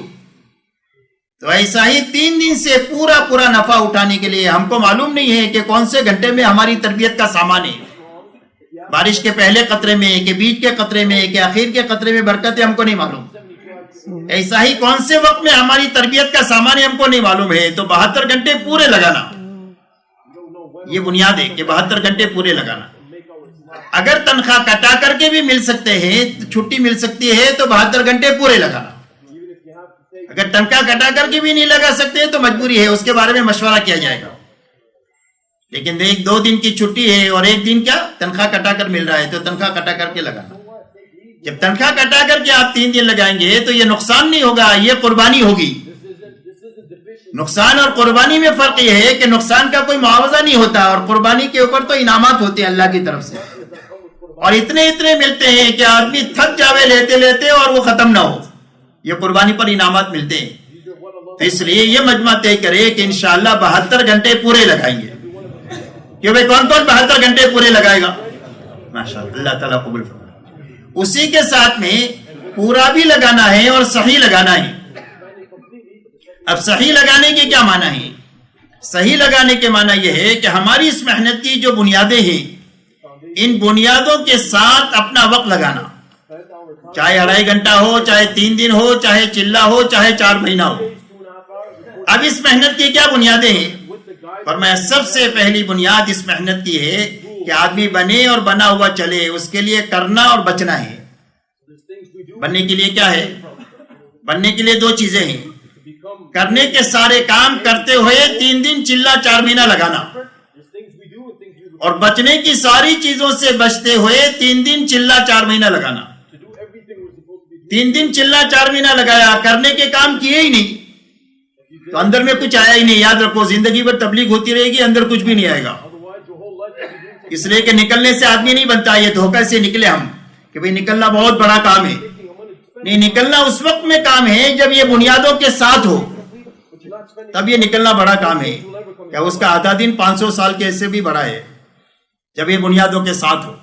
تو اس لیے سب سے پہلی بنیاد ہے کہ کرنے کے کام سمجھتے ہوئے اپنی ہر نکلنے والی جماعت کو سمجھاتے ہوئے 3 دن لگانا، چلہ 4 مہینہ لگانا اور لگوانا، اور بچنے کی ساری چیزوں سے بچنا سمجھانا، اور بچتے ہوئے اور بچاتے ہوئے اپنے ساتھیوں کو چلانا۔ جیسے علاج میں 2 چیزیں ہوتی ہیں، دوائی کھانا اور پرہیز کرنا۔ دوائی کھایا اور پرہیز، دوائی نہیں کھایا اور علاج شروع کیا تو علاج نہیں ہوگا۔ دوائی کھایا لیکن پرہیز نہیں کیا تو دوا اپنے ٹھکانے لگے گی نہیں۔ ایسے کرنے کے کام کیے ہی نہیں نکل کر کے تو کچھ آیا ہی نہیں، اور کرنے کے کام کیے لیکن بچنے کی چیزوں سے نہیں بچے تو جو عمل کا نور آیا تھا وہ نکل گیا۔ جیسے ایئر کنڈیشن کمرہ ہے اور مشین کی ہوا آ رہی ہے اور کھڑکی کھلی ہوئی ہے، کہ بھئی کمرہ ٹھنڈا ہو جائے گا، گھنٹوں مشین چلے تو بھی ٹھنڈا نہیں ہوگا، اس لیے کہ جتنی ہوا جمع ہونی چاہیے ٹھنڈے کے لیے وہ جمع نہیں ہوئی۔ ایسے آدمی کے بننے کے لیے جتنا نور اندر جمع ہونا چاہیے تھا وہ جمع ہوا ہی نہیں۔ کرنے کا کام کیا، بچنے کی چیز سے نہیں بچے تو وہ نکل گیا، آیا گیا، کہاں گئے تھے کہیں نہیں، کیا لائے کچھ بھی نہیں۔ اس لیے سب سے پہلی بنیاد ہے کرنے کے کام کرنا اور بچنے کی چیزوں سے بچنا، اور اپنی ہر نکلنے والی جماعت کو کرنے کے سارے انفرادی اجتماعی کام سمجھانا اور بچنے کی ساری احتیاطات سمجھانا۔ یہ سب سے پہلی بنیاد ہے کہ 3 دن کے معنی 3 دن بھی پورے اور اعمال بھی پورے، یہ پہلی بنیاد۔ آج میرے دوستو ہم سوچیں گے تو اس میں اتنی بڑی کمزوری آ گئی ہے کہ جس کا میں اور آپ تصور نہیں کر سکتے، سب کی زبانوں پر ہے یہ۔ اس لیے پہلی بنیاد یہ۔ دوسری میرے دوستو بنیاد ہماری نقل و حرکت کی یہ ہے کہ کسی بھی جگہ ہم 3 دن چلے 4 مہینے میں جو جاتے ہیں وہ ہماری عنوان بیانات کا نہیں ہوتا کہ ہم 3 دن جا کر مسجد میں بیان کریں گے۔ ہماری نقل و حرکت کی بنیاد بیانات نہیں ہے، اس لیے کہ امت کو دین معلوم ہے اور امت کے پاس دین پر چلنے کے وسائل بھی ہے۔ ایک آدمی بے نمازی ہے، اس کو معلوم ہے نماز پڑھنا فرض ہے، اور ایک آدمی سودی کام کر رہا ہے، اس کو معلوم ہے سود حرام ہے، لیکن اندر میں فرض پر کھڑا ہونے کی طاقت نہیں ہے اور حرام سے بچنے کی طاقت نہیں ہے۔ یہ طاقت بیانات سے صرف پیدا نہیں ہوگی۔ آپ دیکھ لو جمعہ کی نماز میں کتنے نمازی آتے ہیں اور بیانات سنتے ہیں، عصر کی نماز میں وہی پرانا نمازی ہوگا، اس لیے کہ اندر میں استعداد نہ ہونے کی وجہ سے اس نے بات کو لیا نہیں۔ تو امت کا المیہ یہ ہے کہ مسائل معلوم بھی ہے اور وسائل بھی ہے دین پر چلنے کے، لیکن اندر میں طاقت نہیں، تو وہ طاقت پیدا نہیں ہوگی جب تک امت کو حضور صلی اللہ علیہ وسلم والی محنت سے گزارا نہ جائے۔ اس لیے ہماری نقل و حرکت کی دوسری بنیاد اپنے آپ کو بنانے کے ساتھ یہ ہے کہ جس مسجد میں بھی ہماری جماعت جائے اس کو وہاں سے جماعت کے نکالنے کی محنت سمجھا کر کے بھیجنا، کہ آپ جس مسجد میں جا رہے ہو اس مسجد میں آپ کو ایسی محنت کرنا ہے کہ وہاں سے 3 دن کی چلے کی 4 مہینے کی جماعت نکلے، اس کی کوشش کرنا ہے۔ اور اس کی کوشش کا کیا راستہ ہے؟ وہ محنت آپ سمجھاؤ کہ بھئی آپ کی جماعت میں 12 ساتھی ہے جس میں 6 ساتھی پرانے ہیں، ابھی تو اکثر پرانے ہی جاتے ہیں، نئے تو بہت آنا کمی ہو گئے، اور 6 آدمی نئے ہیں تو پرانے نئے دونوں کی جوڑی بنا دو تاکہ یہ نیا پرانے سے کام سیکھے۔ جس مسجد میں آپ گئے اس مسجد کے اطراف میں کتنے گھر ہیں یہ معلوم کر لو۔ مثال کے طور پر 150 گھر ہے تو آپ 150 گھروں کو 6 جماعت پر تقسیم کر دو، ایک جماعت کے حصے میں کتنے گھر آئیں گے؟ 25 گھر آئیں گے۔ اور اس مسجد میں 3 دن جماعت کو رہنا ہے تو ایک دن ایک جماعت کے حصے میں کتنے گھر آئے؟ کہ بھئی 8 گھر آئے نا۔ تو آپ بتاؤ ایک جماعت 24 گھنٹے میں اپنے سارے کام کرتے ہوئے 8 گھر والوں کی ملاقات کر سکتی ہے کہ نہیں کر سکتی؟ آسانی کے ساتھ کر سکتی ہے۔ اس لیے ہر ساتھی کو محنت کے اس رخ پر ڈالنا کہ جس مسجد میں آپ جاؤ ایک ایک گھر ایک ایک فرد کو اپنی محنت کا نشانہ بناؤ، اور اس طریقے سے اپنے ساتھیوں کو تقسیم کرو کہ نکلنے کے زمانے میں یہ دعوت کا کام کر کے آوے۔ اس لیے کہ نکلنے کے زمانے میں دعوت کا کام نہیں کیا جبکہ یہ فارغ تھے، اور جب یہ مسجد میں تھے تو آپ ان سے کیا امید رکھ سکتے ہیں کہ واپس آنے کے بعد مشغولی میں اور دنیا داری میں تبلیغ کا کام کر لیں گے؟ نکلنے کے زمانے میں اگر دعوت کا کام نہیں کیا ہے تو واپس آنے کے بعد ایک دن بھی تبلیغ کا کام کر نہیں سکتا ہے۔ یاد رکھو یہ بات۔ نکلنے کے زمانہ تو فرصت کا زمانہ ہوتا ہے، مسجد کا ماحول ہوتا ہے، نکلنے میں آسانی ہوتی ہے، محنت میں آسانی ہوتی ہے۔ اس لیے ہر ایک نکلنے والی جماعت کو یہ محنت سمجھانا کہ ایک ایک گھر ایک ایک فرد پر محنت کر کے اللہ سمجھا کر، دین میں نفع سمجھا کر اور آخرت سمجھا کر ان کو اللہ کے راستے میں نکلنے کے لیے تم کو تیار کرنا ہے۔ جب 6 جماعتیں 150 گھروں پر محنت کرے گی 3 دن تک, تو کیوں بھائی اس میں سے چلے 4 مہینے کی یا کم سے کم 3 دن کی جماعت تو نکل جائے گی کہ نہیں نکل جائے گی؟ آسانی سے نکل جائے گی. اور جب جماعت نکالنے کی محنت کریں گے تو جماعت کام پر رہے گی, ورنہ برف سے زیادہ ٹھنڈی ہوگی. اگر اس کے ذہن میں جماعت کے نکالنے کا عنوان ہی نہیں ہے تو سونا ہوگا اور کھانا ہوگا. ہمارے یہاں ایک ساتھی کی تشکیل کرنے کے لیے ساتھی گئے تو اس نے کہا کہ میرے پاس تشکیل کے لیے آنا نہیں, میں 2 مرتبہ تمہارے ساتھ گیا, مجھے سوائے پکنک کے اور کچھ لگا ہی نہیں. اور یاد رکھو میں تمہارے جیسا بیکار آدمی نہیں ہوں, میں مشغول آدمی ہوں, اس لیے میرے پاس تشکیل کے لیے نہیں آنا. اس لیے کہ جماعت کے ذہن میں جب کام نہیں ہوگا تو کھانا سونا ہی ہوگا. بس تھوڑا سا مسجد میں ہے تو تعلیم بھی کر لیں گے, تسبیح بھی پڑھ لیں گے, نماز بھی کر لیں گے, لیکن جو مقصود ہے وہ حاصل نہیں ہوگا. اس لیے میرے دوستو, یہ دوسری محنت ہر جانے والی جماعت کو سمجھانا, اور جو ہمارا مجمع ہے یہ نازم کرے کہ ہم کو اس محنت کے ساتھ اپنے 3 دن سے لے کر آگے تک کی پوری قربانی میں ایسے لگانا ہے کہ بھائی ایسے لگانا انشاءاللہ. تیسری بات میرے دوستو, ہماری محنت کی بنیادوں میں یہ ہے کہ جس مسجد میں آپ گئے وہاں مسجد وار جماعت ہے ہی نہیں, تو اور آپ کو 3 دن وہاں رہنا ہے, تو 3 دن میں وہاں کے لوگوں سے اتنا آپ میل جول بڑا ہو کہ وہ آپ کی فکروں میں شریک ہو جائے. ان کو کھلاؤ پلاؤ, ان کو ہنساؤ بلاؤ اور ان کی خیر خبر لو, یہاں تک کہ وہ آپ سے مانوس ہو جائے اور قریب ہو جائے. اب جو اعمال آپ کرتے ہیں ان اعمال میں اپنے آپ ان کو شریک کرو. کہ بھئی آپ روز مشورہ کرتے ہیں تو مشورے میں شریک کرو, 3 دن آپ کے مشورے میں شریک ہوں گے. گھر گھر کی ملاقات آپ کر رہے ہیں اس میں آپ ان کو شریک کرو. آپ عصر کے بعد گشت کر رہے ہیں اس میں شریک کرو. آپ مسجد کی تعلیم میں ان کو شریک کرو, اور مسجد کی تعلیم کے ساتھ یہ سمجھاؤ کہ گھروں میں بھی اس طریقے سے تعلیم ہوتی ہے جس کے ذریعے سے گھروں میں دینداری آتی ہے. اور جماعت کے نکالنے کی محنت تو آپ کر ہی رہے ہیں, جب عملی طور پر 3 دن آپ ان کو محنت سے گزارو گے تو کچھ بھی کام کی سوجھ بوجھ آئے گی کہ نہیں آئے گی؟ آج تو حال یہ ہے کہ مسجد والے ایک طرف بیٹھتے ہیں, جماعت ایک طرف بیٹھتی ہے. تو اس طریقے سے کبھی جو ہے وہ فکروں میں انتقال ہو نہیں سکتا. تو اس لیے جہاں مسجد وار جماعت نہیں ہے وہاں کے لوگوں کو محنت میں شریک کر کے اور محنت کا نفع سمجھا کر کے ان کو 3 دن کے بعد میں جب مسجد وار جماعت کے لیے تیار کرنا. جب 3 دن آپ کے ساتھ اعمال میں رہیں گے تو تیسرے دن تشکیل میں وہ تیار ہو جائیں گے. ان کی جماعت بنا دو, اعمال کے لیے وقت طے کر لو, آپ نے بیج ڈال دیا, اللہ اس کو اگائیں گے. اور آپ کے یہاں اگر ترتیب ہے 2-4 مہینے تک ایک مسجد میں جانے کی تو 2-4 مہینہ ہوتے ہوتے وہ جماعت مضبوط ہو جائے گی. تو اس طرح کہیں مسجد وار جماعت نہیں ہے تو بنانا, اور بنی ہوئی جماعت ہے تو اس کو کام پر لگانا.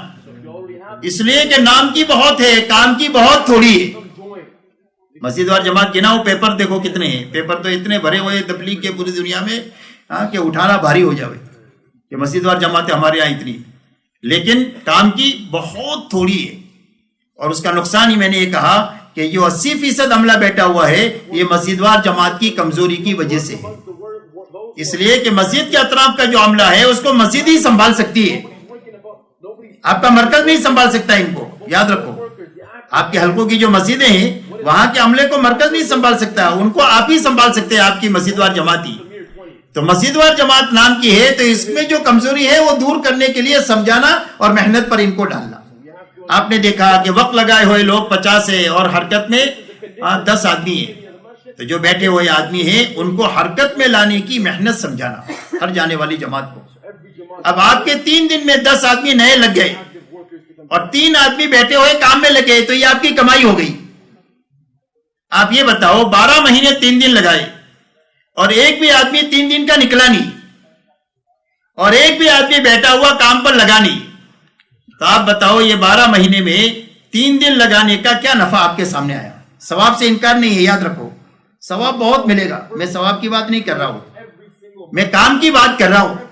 تو کام کو آپ کی کمائی اس وقت میں ہوگی جب آپ کے ہاتھوں نئے لوگ اس محنت میں لگیں گے اور بیٹھے ہوئے لوگ دوبارہ کام میں آئیں گے, وہ آپ کی کمائی ہوں گی اور وہ آپ کا نفع ہوں گے. ابھی تو ہمارے ایک دوست نے ایک مثال دیا تھا, مجھے اتنی اچھی مثال لگی اس کی. کہنے لگا کہ ایک آدمی شام کو تھک ہار کر گھر پر آیا, بیوی سے کہا کہ میں تو آج بہت تھک گیا. کیا ہو گیا آپ کو؟ آج تو میں نے ویرار سے چرچ گیٹ کی ٹکٹ لیا تھا, لوکل ٹرین کی, ہمارے یہاں بمبئی میں چلتی ہے, اور صبح سے لے کر شام تک 10 مرتبہ ویرار سے چرچ گیٹ گیا اور چرچ گیٹ سے ویرار آیا, اس کے لیے تھک گیا. کہا کام پر نہیں گئے؟ کہا نہیں کام پر نہیں گیا.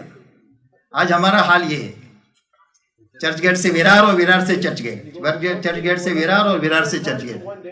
کوئی بھی سوچنے سمجھنے کے لیے تیار نہیں ہے کہ میرے 3 دن میں کیا ہوا، مجھ میں، میری جس مسجد میں گیا تھا اس میں کیا ہوا، میں نے چلے میں مجھے کیا ملا، اور جس بستیوں میں نے چلہ لگایا ہوں اس میں کیا ہوا. اس لیے میرے دوستو یہ تیسری محنت مسجد وار جماعت کے بنانے کی، بڑھانے کی اور بیٹھے ہوئے لوگوں کو کام پر لگانے کی. ہر جانے والی جماعت کو سمجھانا ہے، کرے گی اتنا جتنی اس کی استعداد ہے. اور چوتھی بات میرے دوستو یہ ہے کہ ہر جماعت کو یہ بات سمجھانا کہ دن بھر کی جو محنت ہے ان بنیادوں کو سامنے رکھ کر اپنے آپ کو تھکانا. مولانا الیاس صاحب رحمۃ اللہ علیہ فرماتے تھے ہماری محنت میں مقصود جو ہے وہ تھکنا ہے، کہ آدمی اتنا تھکے کہ اللہ کو پیار آ جاوے تو بس کام ہو گیا. تو تھکے گا کب؟ جب یہ بنیادیں سامنے ہوگی تو سر کھجانے کی فرصت نہیں ہوگی. ان بنیادوں کو سامنے رکھ کر محنت کریں گے تو دن بھر تھکنے کے بعد رات کو اچھا وقت لے کر کے اللہ کے سامنے نماز میں، دعا میں اور آہوزاری میں اپنے آپ کو لگانا. یہ ہماری محنت کی چوتھی بنیاد ہے کہ دن پر ان 3 بنیادوں کو سامنے رکھ کر تھکنا اور رات کو اچھی نماز پڑھنا، لمبا قیام کرے، لمبا رکوع کرے، لمبا سجدہ کرے. حضور صلی اللہ علیہ وسلم 5 پارے نماز میں پڑھتے تھے رات کو. آپ کے پیروں پر ورم آ جاتا تھا، آپ والا کام ہم کریں اور تہجد بھی نہ ہو. اس لیے محنت کا یہ طاقتور ذریعہ ہے کہ دن بھر محنت کرنے کے بعد رات کو اللہ کے سامنے نماز اور دعا میں اور آہوزاری میں اپنے آپ کو لگانا. اس لیے کہ ہمارا پورا کام دعوت اور دعا ہے. یہ نقل و حرکت ہے نا، یہ برتن ہے تو خالی برتن کی قیمت نہیں ہوتی. بسلری کی بوتل ہے اور اس میں پانی ہے تو 15 روپیہ ہے، اور اگر اس میں دودھ ہے تو 50 روپیہ ہے، اور اس میں شہد ہے تو 500 روپیہ ہے، اور چاندی ہے تو ہزاروں روپیہ ہے، اور سونا ہے تو لاکھوں روپیہ ہے. ظرف کی قیمت مصروف کی وجہ سے ہوتی ہے.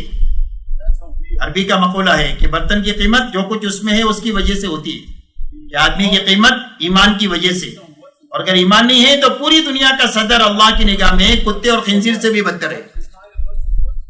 تو ایسے ہی ہماری اس محنت کی روح دعوت اور دعا ہے کہ دن میں اللہ کی مخلوق کے پیچھے اپنے آپ کو تھکانا اور رات کو نماز اور دعا میں اللہ کے سامنے اپنے آپ کو تھکانا.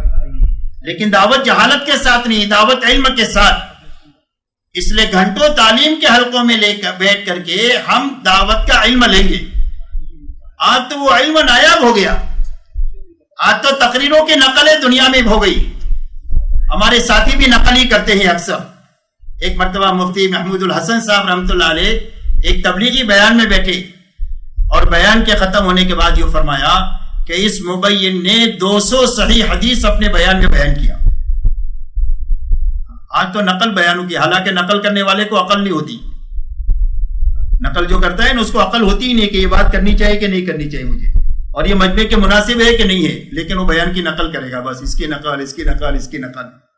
حالانکہ ہماری اس دعوت میں جو علم مطلوب ہے وہ قرآن اور حدیث کا علم ہے. اس لیے اللہ والوں نے قرآن اور حدیث کے علم کو جمع کیا ہے کتابوں میں کہ ہم ایمان کی دعوت دیں گے اور فضائل ایمان کے بتائیں گے. ہم نماز کی دعوت دیں گے، نماز کے فضائل لوگوں کو سمجھائیں گے.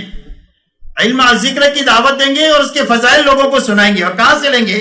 کہ تعلیم کی کتابوں سے یہ ہم فضائل کا علم لیں گے. اس لیے دعوت علم کے ساتھ، جہالت کے ساتھ نہیں، اور دعوت اللہ کی یاد کے ساتھ، غفلت کے ساتھ نہیں. سویا ہوا آدمی سوئے کو کیسے جگا سکتا ہے؟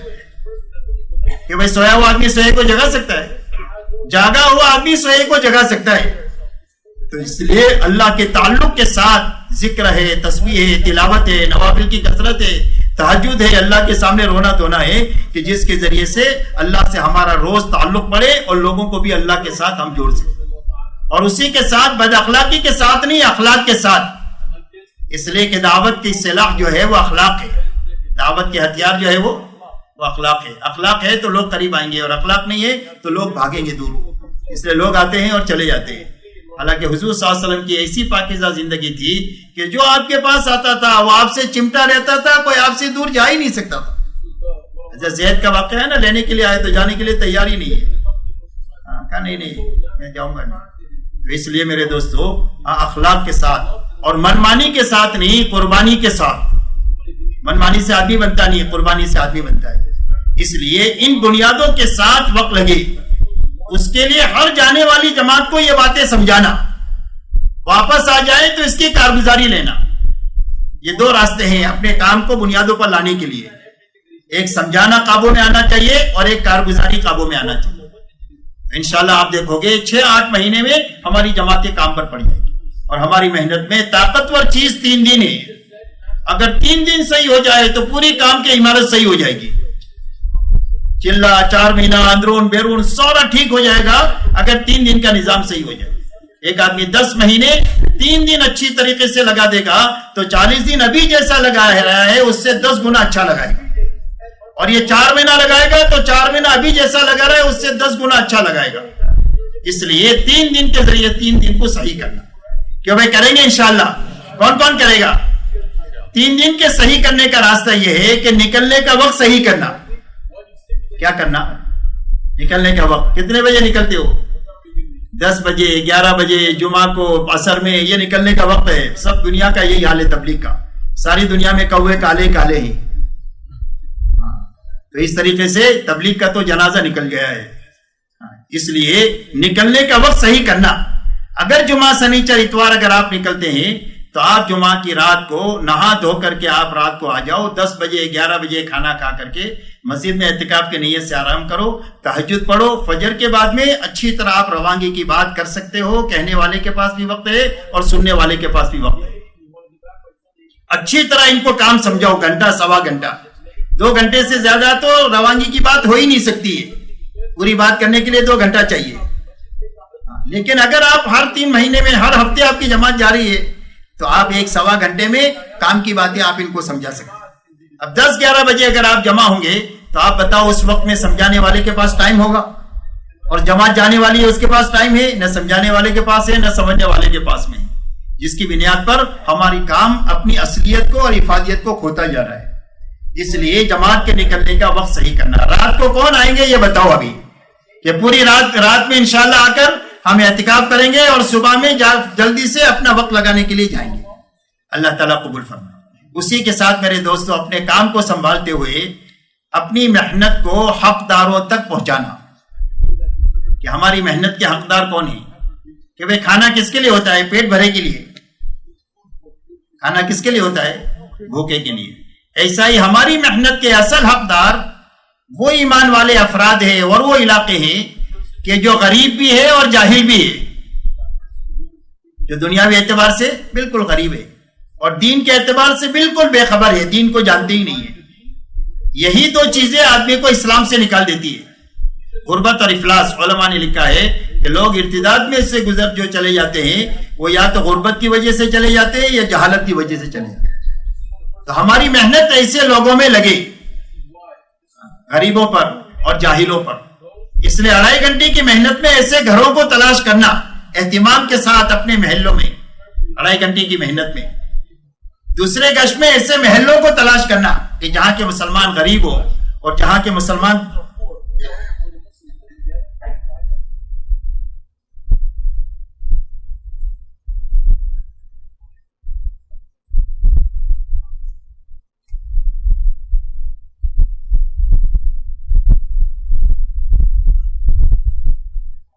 اس لیے دوسرے گشت کے ذریعے سے ایسے محلوں کو تلاش کرنا اور 3 دن میں ایسی بستیوں کو تلاش کرنا کہ جہاں ایمان والے ایسے رہتے ہوں. قلعوں میں ایسی تحصیلوں کو تلاش کرنا اور 4 مہینے میں ایسے صوبے کو تلاش کرنا اور بیرون کے ملکوں میں ایسے ملکوں کو تلاش کرنا کہ جو ملک غریب ہے اور دین سے دور ہے اور وہاں جا کر اپنی محنت کو لگانا. جب اپنی محنت ان میں لگائیں گے تو اللہ اس کے نتیجے میں سب سے پہلا انعام ہم کو جو دیں گے وہ دعوت کے کام میں رسوخ اور پختگی عطا فرمائیں گے. دعوت کی حکمتیں اللہ ہمارے دلوں پر کھولیں گے ان لوگوں میں کام کرنے کی وجہ سے. اور اللہ تعالیٰ ان لوگوں میں کام کرنے کی وجہ سے ایک اللہ والوں نے ہمارے یہاں بمبئی میں مولانا ابراہیم صاحب کو ایک 6 دن حج کے سفر کی وجہ سے رکنا پڑا تھا. تو پرانوں کی مجلس میں یہ بات فرمائی تھی کہ ایسے لوگوں میں کام کرنے سے اللہ تقوی عطا فرمائیں گے. اور ایمان کی صفات میں سب سے بڑی صفت جو ہے وہ تقوی ہے. اور صحابہ اپنی ساری نعمتوں کا بدل تقوی کو سمجھتے تھے. ایک مرتبہ حضرت عبد الرحمن ابن عوف رضی اللہ تعالیٰ عنہ نے حضرت عمر رضی اللہ تعالیٰ عنہ سے یہ کہا کہ امیر المومنین آپ پورا بیت المال خرچ کر ڈالتے ہیں, آئندہ مسلمانوں کی ضرورت کے لیے کوئی چیز رکھتے ہی نہیں ہے. تو حضرت عمر رضی اللہ تعالیٰ عنہ نے فرمایا کہ عبد الرحمن تیری زبان پر شیطان بول رہا ہے, اللہ نے ہم کو تو تقوی دیا ہے, تو جب کبھی بھی ہمارا مسئلہ ہوگا تو ہم تقوی کے ذریعے سے اپنے مسئلے کو اللہ سے حل کرا دیں گے. ہمارے لیے کون سا مسئلہ ہے, ہم کو یہ جو اپنے بیت المال میں جمع رکھنے کی ضرورت نہیں ہے. اس لیے آدمی کو جو اس محنت ان لوگوں میں کام کرنے کی وجہ سے اللہ تقوی کی صفت عطا فرمائیں گے. اس لیے آج تو اگر آپ نظر ڈالیں گے تو 80% علاقہ پوری دنیا کا بنجر ہے. تو اپنی محنت کو ان بنجر علاقوں کی طرف پھرانا, اس میں ہمارا بننا بھی ہے اور ان کو بھی حفاظت ہے, ابتدا سے بچنا ہے. اور کسی مسلمان کے ایمان کی حفاظت کا ہم فکر کریں گے تو اللہ ہمارے ایمان کو بھی محفوظ فرما دیں گے. اس لیے اپنی محنت کو ایسے علاقوں میں لگانا کہ بھائی انشاءاللہ ایسے ہی رخ تلاش کریں گے. جب محنت کے یہ رخ ہم اپنائیں گے تو اس کے نتیجے میں اللہ تعالیٰ ایمانی صفات عطا فرمائیں گے. پھر ایمان میں قوت نصیب ہوگی, پھر اللہ کے لیے کرنا نصیب ہوگا, اور جب کام کے نفع سامنے آئیں گے تو کام کے لیے یکسوئی اور استخلاص نصیب ہوگا. اور پھر اس محنت کے ذریعے سے ہمارے اندر تواضع پیدا ہوگی, اور اس محنت کے ذریعے سے ہمارے اندر انابت پیدا ہوگی, اللہ کا ڈر پیدا ہوگا. ڈر کر اس محنت میں اور احتیاط کے ساتھ چلنا ہمارے اندر آئے گا, اور ہمارے دلوں میں ایسی وسعت آئے گی کہ کوئی کتنا بھی آگے جائے گا تو ہمارے دلوں میں حسد آنے کے بجائے ہمارے لیے اس کے لیے احترام اور محبت پڑے گی. اور اتنی دلوں میں وسعت ہوگی کہ کتنا بھی یہ دوڑے گا انشاءاللہ اس کی محنت میں ہمارا پورا حصہ ہوگا. اس لیے ہمارے دلوں میں ان صفات کے آنے کا راستہ استقامت ہے, اپنے عملے کو سنبھالنا ہے, اپنے کام کو بنیادوں کے ساتھ کرنا ہے, اور اپنی محنت کو صحیح جگہ پر لگانا ہے. اب یہ سارے تقاضے پورے ہو جائے جس کے نتیجے میں اللہ تعالیٰ قبولیت کے ساتھ موت تک ہم سے کام لیتے رہے, اور اللہ تعالیٰ ہزاروں انسانوں کے ایسے اچھے بننے کا ذریعہ اللہ ہم کو بنائے. اس کے لیے ضروری ہے کہ ہر آدمی محنت کی جس سطح پر ہے وہاں سے آگے بڑھے.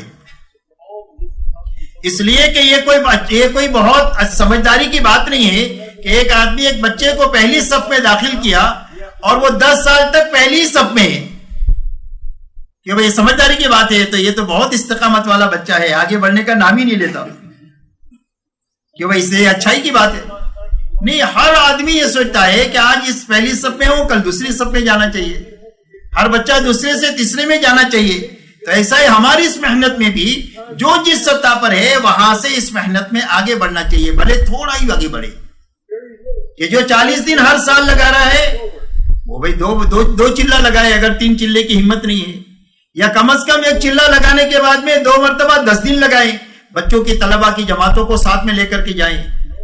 اور جو چلہ لگا 2 چلہ لگا رہا ہے وہ 3 چلہ لگائیں, جو 4 مہینہ لگا رہا ہے وہ تقاضے پر آئے, جو 3 دن لگا رہا ہے 2 مرتبہ 3 دن لگائیں, 2 مرتبہ 3 دن لگائے, وہ 3 مرتبہ 3 دن لگائے, جماعتیں بناوے, نئے لوگوں کو اپنے ساتھ لے کر کے جائیں, آنے والی جماعتوں کی نصرت کریں.